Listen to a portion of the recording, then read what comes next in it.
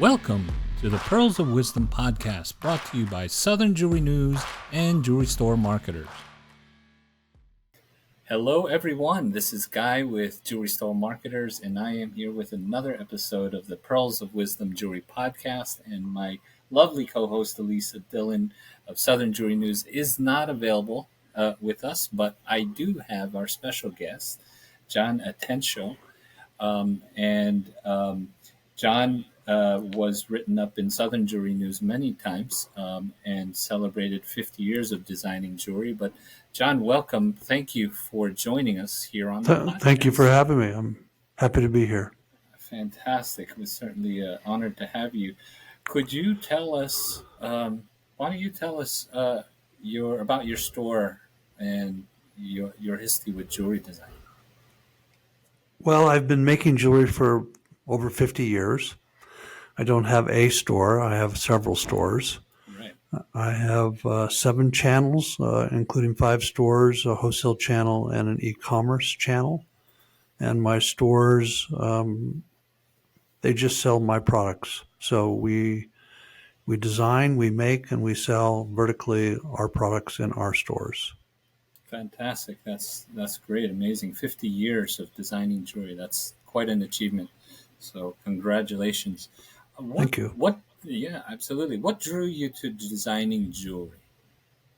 Well, I went to school in art, and while I was studying, I went to school for 5 years. I took a jewelry making class and picked up some tools and started making some things. And before long, I couldn't put the tools down, and I'm still making jewelry 52 years later. That's amazing. It sounds like you've probably made a lot of jewelry throughout the years. We've made a lot of jewelry. So it's not just myself. There's a group of people that I work with. And at one point in time, I had about 100 jewelers that worked with me. And so that's changed over the years. And now we subcontract and contract a lot of our jewelry out. But yes, we have made a lot of jewelry over the course of my career. That's fantastic.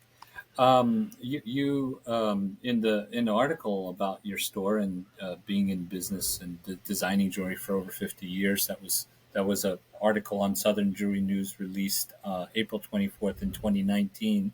Although there have been press releases since then about your company, but you designed it right in the beginning of the story. You designed a ring because of a woman you were dating at the time, and you made her the ring. And that's amazing. Right. That's great. There was really no desire to make jewelry at that point in time. It was pretty much just, taking the class, and along the way I made a ring, and the ring was made with the girlfriend that I was dating at that particular time in the same class. And I ended up making the first ring for her. And so it's all about the love, I guess. Yeah, that's awesome. That's great. And you said you picked up some tools and you learned on your own. How did you go about learning jewelry design? I can't imagine. There was no internet to watch YouTube videos and so forth. There's not as many resources. How did you learn how to design jewelry on your own? Well, it's a lot of trial and error. It was a lot of making mistakes. It was a lot of kind of dreaming about what I wanted to make eventually and finding the wherewithal to get from point A to point B to point C and so on all the way down. So it was a process over several years to just try and make a mistake and try again and make it good and ask questions and go in stores and take a look at what other people were doing and go back and emulate and do the best I could. And so it was one day at a time. Fantastic. I really like learning things that way myself. Hands-on, try, fail, try again, keep improving. Fantastic. Throughout the years, as a jeweler and running your jewelry business, what would you say your most memorable moments were throughout the years? I would say just getting started and kind of making the first commitment. Trial and error really is different when you're committed to really doing this or you really have to do this. And so the first several years I was designing jewelry, I was either in school or I was working. I had at that point in time a basketball scholarship, and so I was playing basketball and doing a lot of things. And it was a slow process, but at some point in time after I got out of school, I decided to do it full time. And so I would say that was the first breakthrough, was really making that commitment. Wow. And then along the way after that, I decided to go into wholesale after I had a store, and started showing jewelry in New York at the New York JA Jewelry Show. That was in about 1990. And in 1990, reaching out and kind of put myself in front of the whole world, so to speak, because the jewelry show was attracting customers and it had people that displayed there from all over the world. And so I think that kind of competition or that kind of exposure was really a huge step forward. And then after that, probably having multiple stores. You know, at one point in time, we had stores in California and Colorado and Arizona, and managing a business with that kind of footprint, still staying in wholesale, kind of got us to a different level. And then after that, probably as the market started changing and the world kind of started changing when it went into the digital world and the internet and all those kind of things, those created new opportunities, but also new challenges. And to be able to get into the e-commerce business and to, you know, internationally talk to just about everybody and have a lot of people coming from everywhere. Along that path, I started selling jewelry in the Orient, started traveling to Japan and things like that. So there was just one step after another, kind of all the way through. There really haven't been some areas where we weren't either stepping forward or, in some cases, stepping backward a little bit. We, at one point in time, made all of our jewelry, and so to set up relationships with manufacturers and people throughout the world, that was really a big stepping point. At one point in time, I started doing jewelry sales on QVC, and so that was another real stepping point that was a critical piece. And so there's just been pieces and parts that somehow fit together. The mosaic kind of keeps getting rewritten, and away we go. We're still learning, we're still growing, and we're still developing. And I'm developing as an artist and a business person. That's amazing. That's awesome. 50 years, and you've gone through a lot. And I'm sure there, were, like you said, some stepping forward, some stepping back, but you're still here and still improving, and that's amazing. That's fantastic. And are you still personally designing jewelry now? Yes, absolutely. I'm Very probably good. designing as much jewelry as I've ever designed. I have a team of people that are a critical piece of the design process. So I have a design team, and each of them have a responsibility to work with vendors and or work with me on CAD and development. So we're developing product every day. Fantastic! Wow, congratulations. Where do you get your inspiration to create unique jewelry that you do? I think the designs keep coming from just being on the road, just being in the path, being in the moment, and turning the page and learning from the experiences of what we've done in the past, as well as kind of the story and the hand that we have in our jewelry. So there is a look or a brand that we have from an intellectual property point of view, and understanding what that looks like and understanding how it works architecturally in pieces.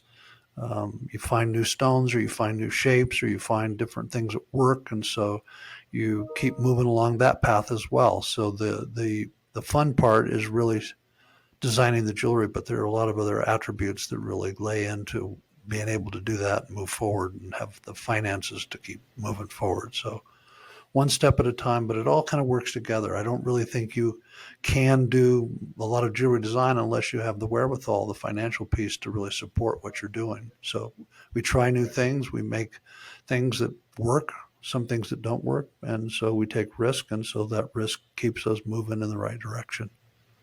Fantastic. Um, that's great. And looking at your website and all the different designs, jewelry designs that you guys make, they're always unique and very interesting. Well, how important is it to you that your jewelry stands apart from the rest of the jewelry industry? Well, I think standing apart and really being true to my aesthetic are really one and the same. So along the way in the development as an artist and as a business, I developed an aesthetic that basically people could see me in it or see our jewelry in it. And learning what that really looks like or the attributes of that is something that I really tried to stay true to. And by virtue of staying true to that path or that aesthetic, the jewelry comes out looking a little bit different, or we have our own style or look to it. So, and obviously, staying in business that long, we developed a clientele or a customer that really, somehow attaches to that look or that aesthetic. They like it. They want to look different, or they want something that looks John Atencio. And so it all kind of works together that you develop a clientele, you develop a look, you stay true to that look, and you're moving forward kind of always inside the boundaries of making sure that it looks like you or makes it looks like our company. Fantastic. Throughout the 50 plus years, how would you say the jewelry industry has changed from what you've seen? Well, there's always ebbs and flows. I think that the consumer is changing as the media and just as life is changing. So there's been, times where there's been all yellow gold or all white gold or large jewelry or small jewelry or stacked jewelry or fashion, designer looking jewelry. And so um, showing at shows and kind of seeing what the market is doing, looking at people and how they wear their jewelry and or the magazines and things that come out that are featuring jewelry ads. I think we all can see that it's constantly changing, and then you add in the digital piece and or the media and kind of what it's covering or what it's saying. It's just constantly changing. So having been in that market and seeing so many jewelry companies come and go, the people that really stay in the industry change, and we've had Right. to change in order to stay where we're at. So I don't think there's really a simple answer to that. It's a pretty Yeah, complicated question, but I think sure. we're all striving to be successful. We're all striving to stay in business, and so with that, you better be on your toes and you better be willing to change. Be on your toes, be willing to change. Absolutely. Great advice that everyone can definitely use regardless of industry. Um, you have several stores, 7 stores, I believe you said, and you still moving forward, still changing, and still working with the industry and starting staying relevant. What would you say is on the horizon for your brand, for your company, in I don't know, in the next few years or in the future? Well, a lot of what we're doing right now is just really trying to understand the digital space, the digital Right. advertising, social connections, and different ways to connect with people, like direct mail and things like that. So I think a lot of it right now is really kind of staying on the edge of how that technology is changing and how to communicate with people. You can't really just do one thing anymore. So we do billboards, we do some magazines, although that's really dropped back. But how you talk to people and how you talk to different groups of people. So generationally, the baby boomers are slowing down in their purchases. They might be buying some larger pieces because they're older and have a little bit more money. But the new crowd coming in is looking for different things, and so stone sizes, obviously, the lab business, commercially grown diamonds and things like that, continue to change. And so, one minute you're selling this, and the next minute you're selling that. And so, from a design point of view, you really have to stand your toes. Right, right, exactly. You've been around for a while and been running your jewelry business, but would you have advice for jewelers, jewelry designers that are striving to, be an award-winning jewelry designer like you have been? Well, I think it's really not striving to be an award winner. I think it's really striving to really learn and grow and to really build a Right, foundation. So, by virtue of what I said earlier, talking about trial and error and Yes. trying to really get a handle on making jewelry or understanding the attributes of designing jewelry. I think that the fundamentals have to start the same way for jewelry designers. They have to play, they have to experiment, they have to have fun with their art. Striving to really do well, I think, is it's a long road. I think it's a lot of work, Exactly. and so you have to be willing to work, and you have to be willing to put your time in. So there's some theories about how many hours or how many years or whatever it takes, and whether it's 10,000 hours or 10 years or whatever. I think you just really have to be willing to put your time in the barrel, and like I said, make those mistakes and do the trial and error and kind of get through that bubble of really trying to understand the art and also understanding the industry that we're in. Right, right. That's amazing. Great advice. And currently, your stores are located where? My stores are in the Colorado region. There's the Front Range is really where they're at. They're in Boulder, they're in Denver, they're in Fort Collins. So we have several stores in Denver, then we have a couple stores in Boulder, and we have one store in Fort Collins. Fantastic. And I know that you have a very nice website, and that's jonatencio.com, right? And Right. well, fantastic. I am certainly really happy to have you on the podcast, and where you could tell the listeners about your brand, your company, and your journey. And I certainly appreciate you coming on here with us to on the podcast. It's certainly my pleasure. I'm really proud to be here, and I'm glad you asked me to be here. And so I'm happy to share the information. Thank you. Fantastic, fantastic. Well, anyone out there paying attention, John has, strived through many, challenges and the times, and really stuck it out, and he's still here, still relevant, still creating some amazing things. Make sure you check out jonatencio.com. In the Colorado region, make sure you check out their stores. And John, thank you so much for joining us, and we look forward to seeing more coming from your company. Thank you. All right. Well, thanks, everyone. Subscribe to the Pearls of Wisdom Jewelry Podcast. Check out John's company, and we hope to see you on the next one. Thank you very much.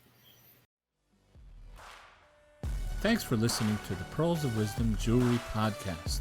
For more information about the show, please visit southernjewelrynews.com/podcast, brought to you by Southern Jewelry News and Jewelry Store Marketers. Make sure to subscribe on your favorite podcast platform so you can catch the next show. See you then.